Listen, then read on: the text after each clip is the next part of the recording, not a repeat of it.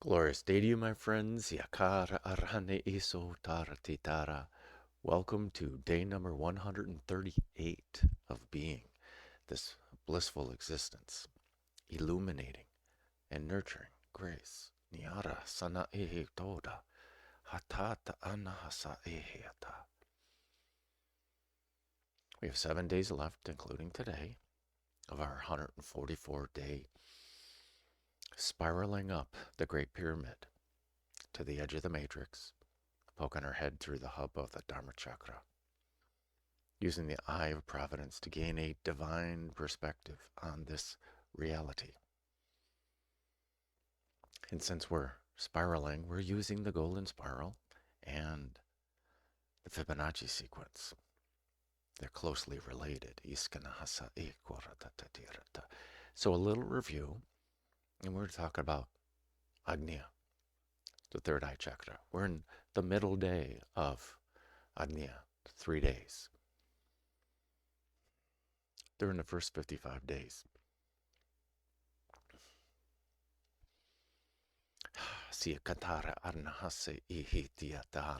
I don't want to necessarily repeat myself at this point because they want to make a point.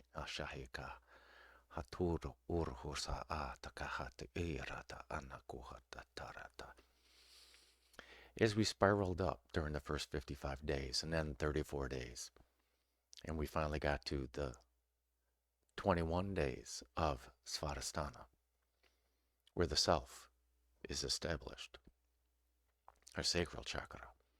And on day number 108, it was day number 19 of Svadhisthana.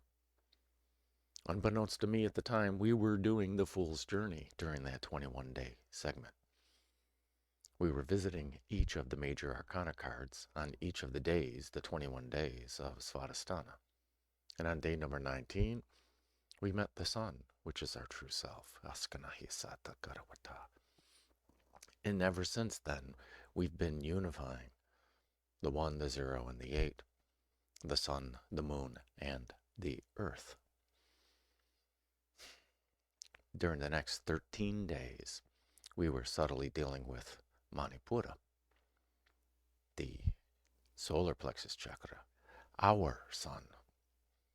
We're dealing with our sense of self in Svadhisthana, and we're releasing and integrating the aspects of the major arcana, other aspects of ourselves to make ourselves complete, to see ourselves as already complete. Let's put it that way.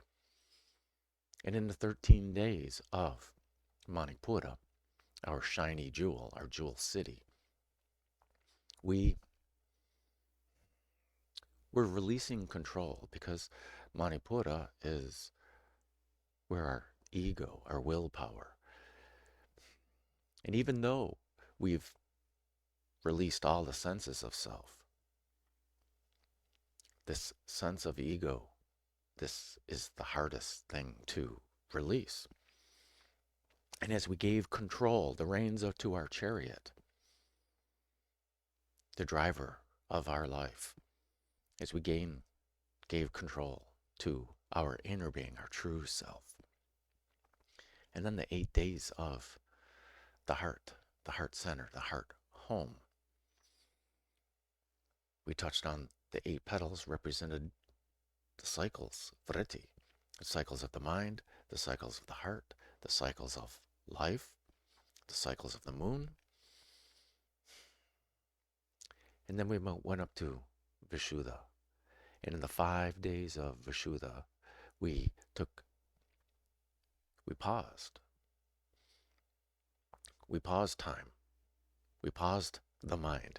We took off our Manomaya Kosha, our piece of clothing from our true self, of the mind, of thinking, basically. And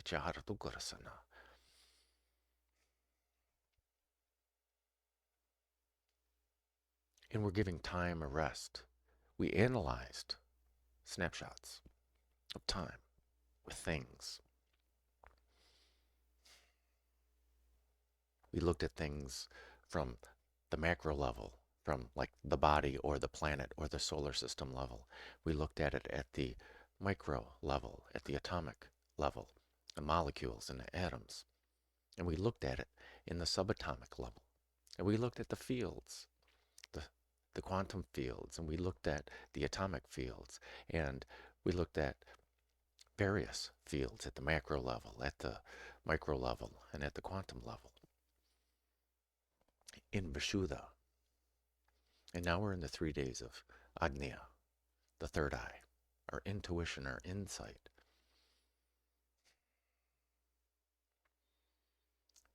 And it goes to our chants as well. We started out with Om Mani Padme Hum. I am the jewel of the lotus. Excellent, excellent, excellent. And after chanting it 10,000 times, we can still find new meaning in Om Mani Padme Hum, which is the brilliance of chanting. Yes, Kanahi Sotorta. And in the Mala of Joy, we're chanting with the M's, because we're embodying everything. And using the Ananda Chakra, we had a different chant. We were chanting Oma Hum, Oma Hung. We did an NG ending while we reached up, so we could resonate in the head and resonate with everything. And Oma Hum, Om, the wisdom, Ah, the emptiness, and Hum, I am, or it's the union of the wisdom and the emptiness. It's also the mind, the voice, and the body. The mind, or the body, the emptiness, the speech, and the mind. We're getting to a point. And then we started chanting. When we're up in the Pranamaya Kosha, we shifted down the chants. We released, we let go of Om Mani Padme Hum. And we put as our base Om Ahum. And we reached into Om Soham. But we dropped off the Om because we want to do 4 syllables, or 4 words, 3 words, 2 words, 1 word. Okay, so we did Soham, Sohung, and using the Ananda Chakra, this dance of ease and joy and satisfaction. Soham, I am that. I am the ultimate consciousness. I am the universe. I am everything. What you see, what you observe, I'm that, I'm that, I'm that, I'm that. The light bulb goes off when the light bulb goes off. We understand. We can say it and we can see it, but if we don't know it, if we don't start being it, embodying it, and living it, and it doesn't matter how much we practice, it doesn't matter how much we think it, doesn't matter how much we chant. The light bulb goes off. When the light bulb goes off, that's it. Letting go of trying, letting go of attaining that goal allows us to reach this goal much sooner, which is what we're going to talk about today with Agnya, Soham. And then we got into the heart center, where we released our energetic body. We took off this Pranamaya Kosha of the breath, of the energy pathways into the body, as we released this physicality. Yet we were still in the air element. We're still in the mind. And we spent 8 days in the mind. I didn't know we were going to chant this, so we chanted Soham, Hamsa, Ham Soham. Ham Soham is what we chanted. The Soham is the ultimate consciousness. Hamsa is our swan, is our self. It's both a combination of how we see ourselves and our true self. It's really our true self, but hey, in our human form, we still have this idea of self. No matter how enlightened we are, natar ashkanahu so uturta, which we're getting to. And hum so hum, I am what I am. I am that I am. I am this ultimate consciousness, the Soham. And we're still unifying the 1, the 0, and the 8, the sun, the moon, and the earth. The true self with our sense of self and all of creation. Everything that is manifested.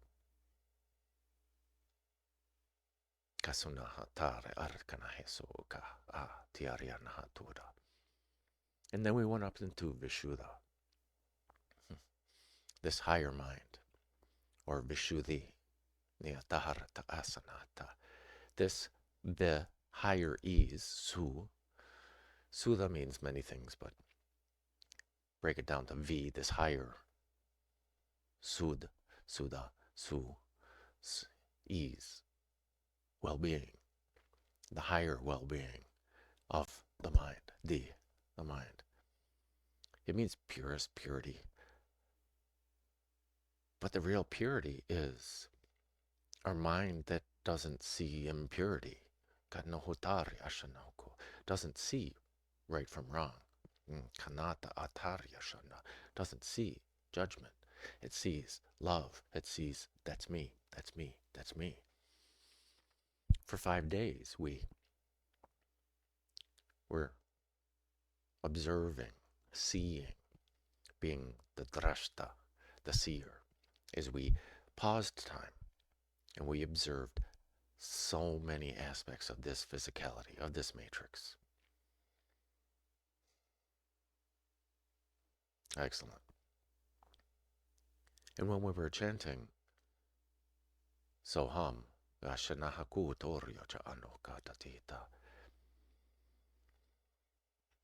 we were acknowledging the existence of everything that exists, that is, that is, that is, that is.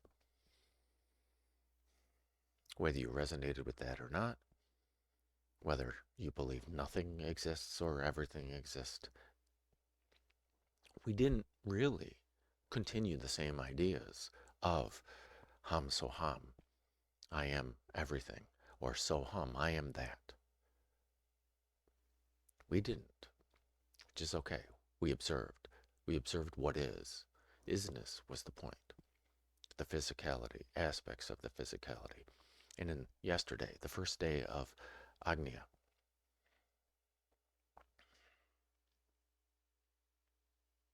we went into the feeling, observed the blockages, the kleshas, as Patanjali calls them, the imprints, things that block our true light, or are simply in the way of our true light.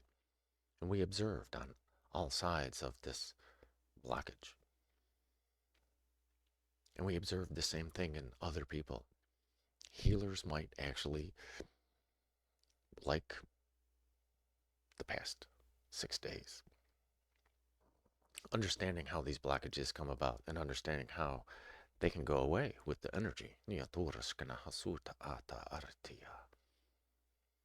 Today, we're going to get back on track with we are everything. We are everything. Down in the comment, I pinned a comment. A lot of information if you want to read. And in the description, there is information about Ajna, the third eye, about what this Buddhist monk wrote in Chakra Nirupanam. Today, let's talk about Ajna. You already know the title. I'm pretty sure I know what the title is. Ajna, the third eye.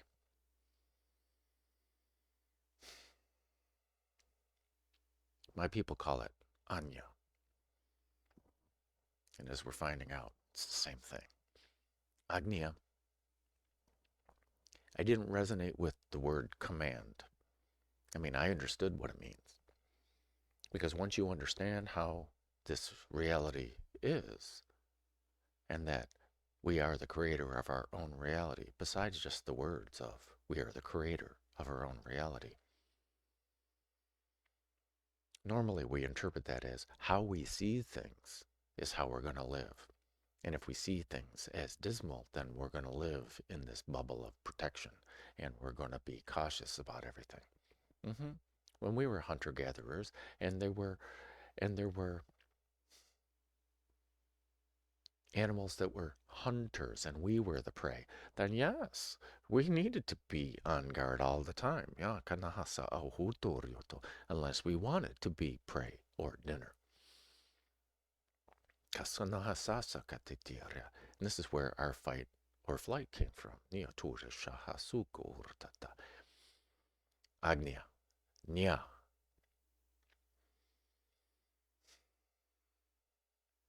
We have been speaking Sanskrit and chanting for thousands and thousands of years before writing it down using Devanagari or any of the other scripts. So to me, we're getting intention when reading and understanding the syllables that the author or the scribe used when describing these things. It's syllabic based. Each of the syllables contain meaning. Anyway, Agnya, Nya, is to know. That's what we're trying to do up here in this Vijnanamaya Kosha, this higher knowledge, this understanding of everything. We're now going to begin to let go of the understanding of everything. Patanjali in chapter 2, Sarhanapad, talks a lot about avidya and vidya, knowledge and ignorance. And interestingly, ignorance, not understanding everything, is one way to understand ignorance, is the cause of all of our issues. I don't understand how to do this, and we're causing problems. Okay, and vidya, and that they're opposites. And then he goes into a real gem, a nugget, which is this ignorance. I mean, everyone's heard the saying, the idiomatic expression, ignorance is bliss. I don't know the difference between good and evil, so I'm just going to be happy. I'm going to work with that because he kind of applied that this ignorance is what helps achieve this unity of mind, this samadhi, this equanimity of mind. But we're so close. Patanjali goes into saying how we actually release this ignorance in the final step, which is what we're going to talk about today. Agnya, to know. With a and or a and nya. And this nya, which is why my people call it anya. Okay? There are Sanskrit rules that when you put them together, and this is a vowel, it's a g sound now. Cool. And agnya means command, but it also means towards the knowledge. It just means the knowledge, the wisdom. It is. I know it. And we spent 6 days knowing every aspect of everything, and the meaning of it, how we saw it and how someone else saw it, and what it meant to us. And did we make an imprint because it meant something to us and we wanted to either avoid it or nurture it or re-experience it. Patanjali talks about those things too, which is amazing. So there's more links. Jhana. A, J, N, A. Nya is a combination of J and N. Okay? Jhana is people. One person as an individual, it's people, it's a community, it's a nation, it's peoples. It's really funny. But Ja is to give birth, to create, and Na to nurture. And then we go into other things of how Agnya is related to Agni, the fire, and the holy fire, Nyarasana Akotoru. And then there's an Agneya of the essence of the fire.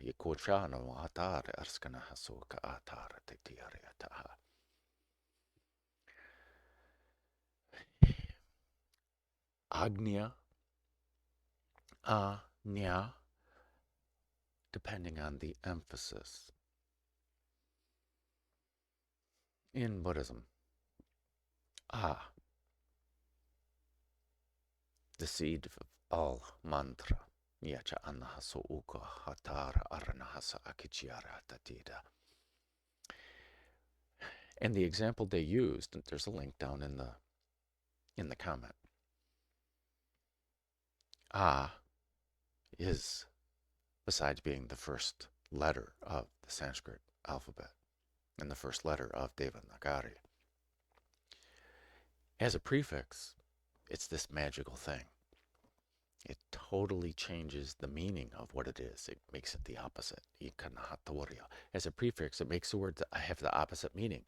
And the example they use is vidya, knowledge, and avidya, ignorance. The vowel of our heart. The emptiness in Oma Hum. Akahasana ikara kuchara harsana ehikutoratata. So came to represent the essence of Prajna. Prajna par amita yishanaha katare shanaha kutaryata. This perfection of wisdom. Kashanahasaka ayahatatariha. Where this can be both. It has the power to switch the meaning of everything. It also means towards. So, anyway, our heart is the conjunction of upwards, downwards, of the Shiva and the Shakti. Well, that's what Agnya or Anya. Oh, Naya. Anya, or towards Naya, or not Naya, whatever the way you want to say it. Naya. Could be not that, but it's also prudence, righteousness, proper, foresight,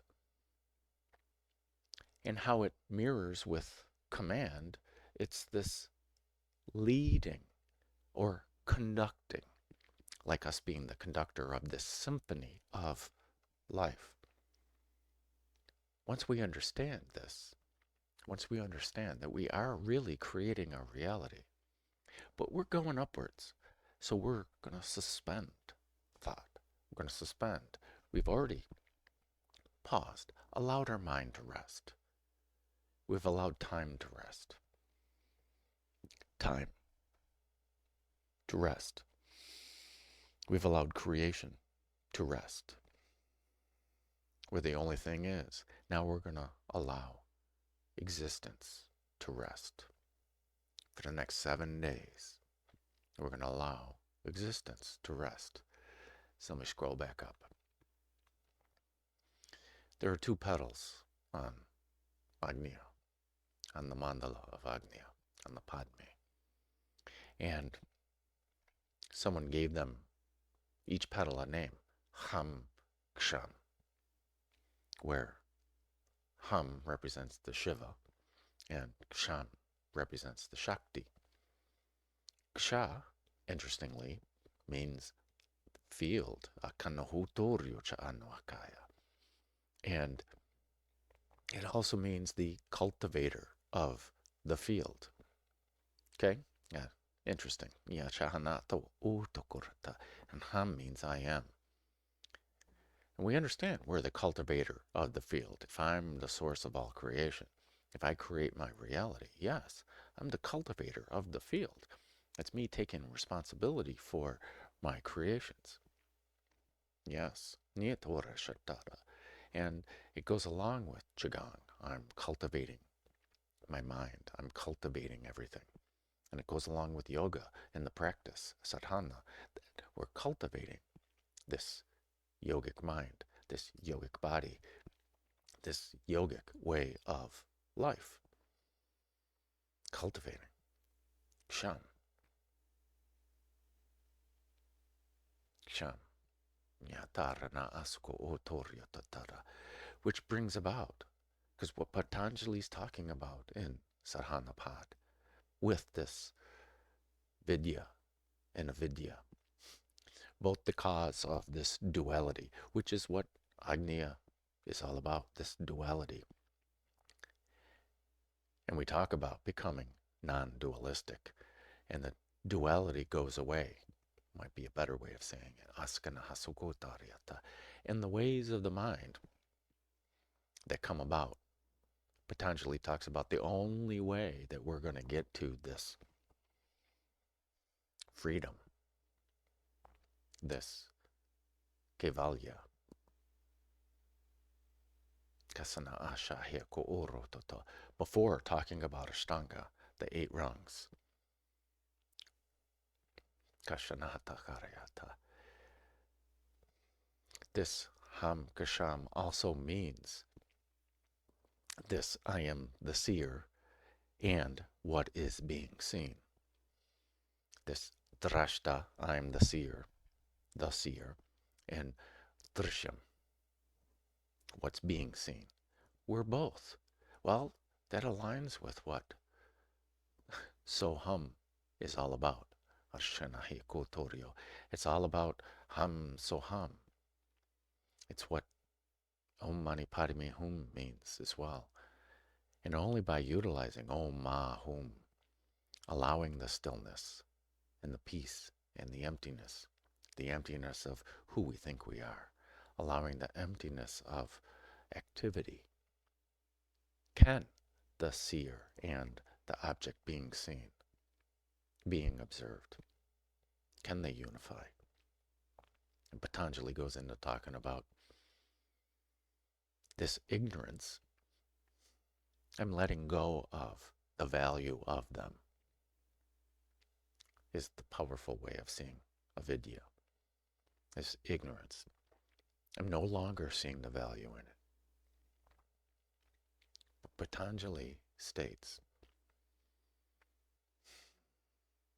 that we're going to get there when we understand, which is what this Vijnanamaya Kosha is about, understanding, to know.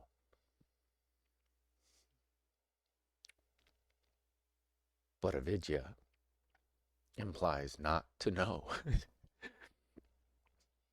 By cultivating this mind of no mind, this no mind, this Om Ahum, this peace, as a matter of fact, just dropping the self, dropping existence. I am. By dropping awareness altogether. I'm not aware that I am aware. Is this true wisdom? Is what Patanjali's talking about, even before he starts talking about the rungs. I mean, he starts talking about stuff. Kashana hasuku ura tatare aranahatakara hasana hitara. And they go and talk about it, implying this, that when we observe something and when we understand it, we name it. And by naming it, we're limiting it. We've put up boundaries around it. I understand it. But the whole thing about this blissful existence, illuminating the nurturing of the grace, this respect, this always respecting free will. If we name something, we're limiting it. If we observe it, we're creating it and we're naming it. Until we become, until we understand that we are everything that we observe. And by observing, we're creating. And by not observing, we're not creating.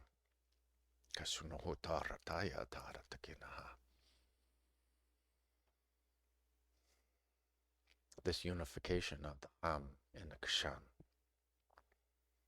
the fields and the excitements in them, and what they create, and what these excitations actually do. If we don't observe, which is what? Pratyahara. We've talked about pratyahara, allowing everything to rest in its own true nature. And now we're just going to rest. Om Ahum. Or better yet, just ah. Maybe that's how we should end up later on, instead of Om. We'll see. I had a plan. And again, with everything that's written and said is not the truth. Hopefully it's leading you to your truth. So let us ask our inner being, or let us not ask and just be.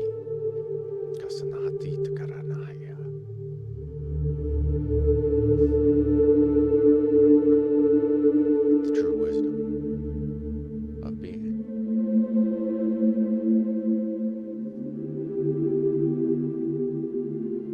So I invite you to relax. Whether you lie down, whether you sit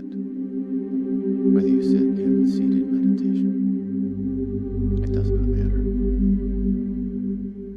What matters is ease and comfort, as it allows us to relax and settle in. And I invite you to close your eyes to reduce the stimuli. And let us continue our thought experiment by even pausing this experiment. We've paused our mind. We're giving rest to our mind. We're giving rest to time. We're giving rest to change and distraction. We're giving rest to creation. And we're even giving rest to preservation, to what is. Everything. We're giving a rest. Even allowing awareness to rest.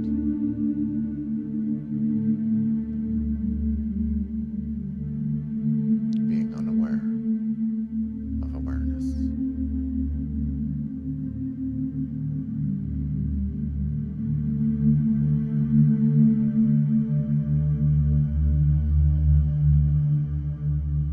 With that, let us allow ourselves to rest, commencing, if you wish to chant Om, please do so.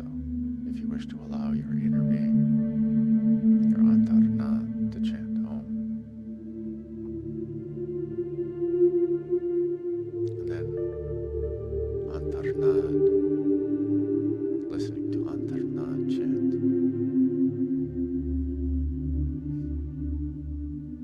So hum.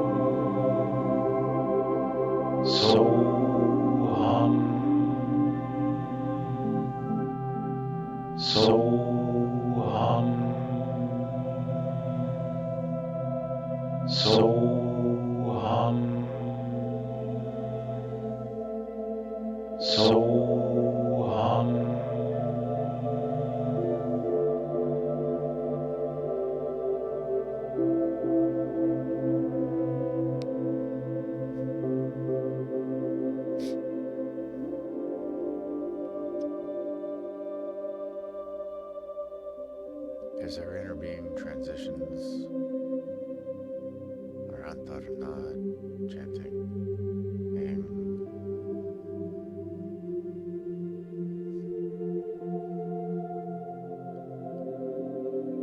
then allowing even awareness to rest.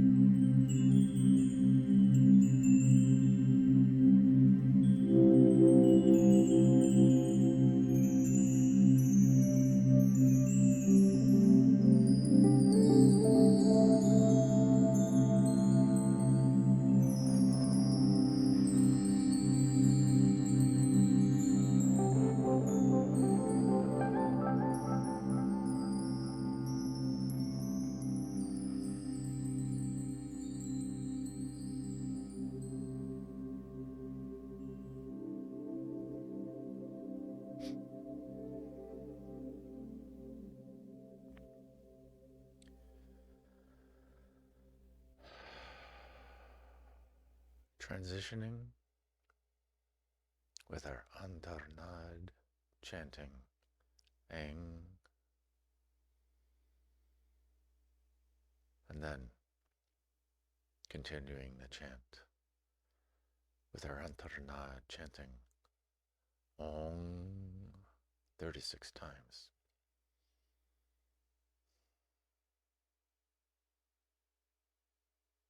Using the Ananda Chakra.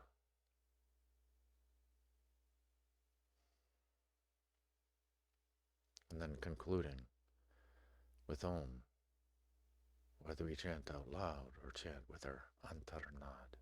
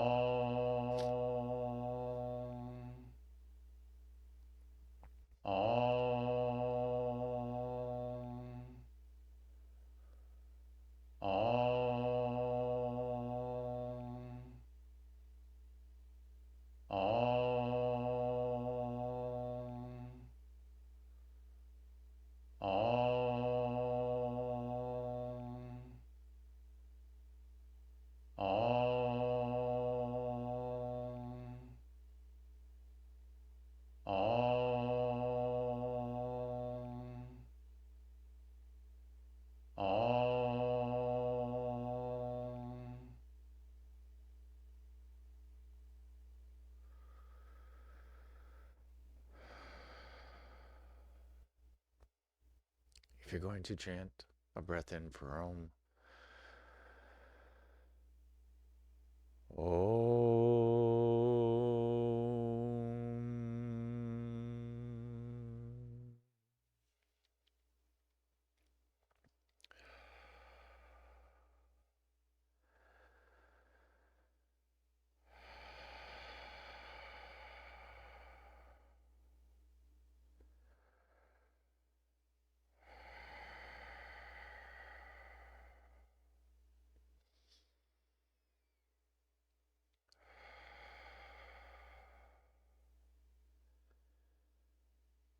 when you are ready,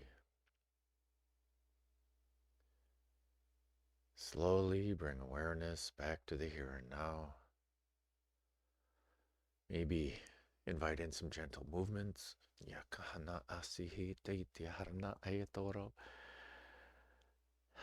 And when you are ready, slowly open your eyes and welcome in the new now. Congratulations, my friends. We have completed day number 138 of being this blissful existence, illuminating and nurturing grace. I encourage you to journal what you observed, what you know, what you became aware of, what was relevant to you. It doesn't matter. Maybe it's tomorrow's title. Vidya is avidya. This knowledge is ignorance. Soham also means, it's already in the description, not in the description, the comment, the pinned comment. Soham also means, besides I am that I am dristyam. I am what I'm observing. And Soham also, we can envision that when I observe it, then switch it around, trade places. This, like I'm looking into the camera now, switch back the camera, observing me. I am the camera that's looking at me. When we unify both of these, and not by trying. And not by trying. When they get unified, we are unaware that we are aware. Kashana sakawotaratata. Hisohokona ata atahatara arashana heke uturo uta harahana